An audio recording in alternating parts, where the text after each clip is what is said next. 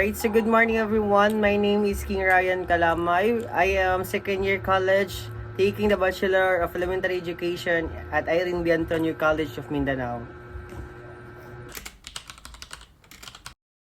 Alright, so first aid is the immediate care to the person who has been injured or suddenly become ill.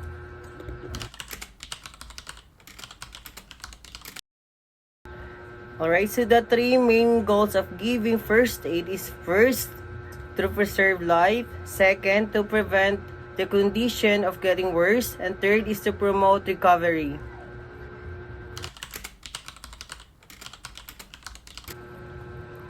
So why first aid is important? First is to stay calm and control during the emergencies. Second is to save lives or reduce severity or injuries.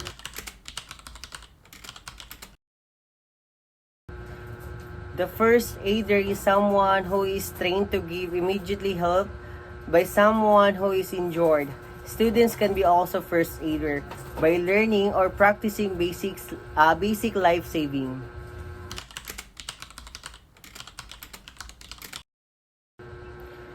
So the first aider should do during the emergencies first is to stay calm and rescuing the injured person.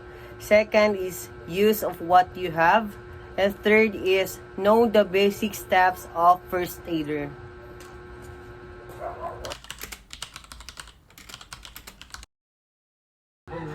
As a student of Irene B. Antonio College of Mindanao, we need to learn the importance of first aid because it gives us the knowledge to how to help the person who is injured.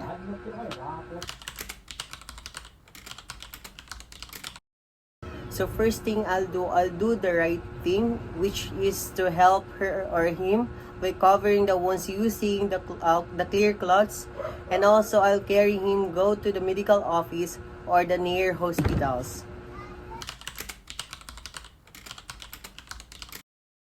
So as a first aider student, all I need to do is to stay calm and use the basic care.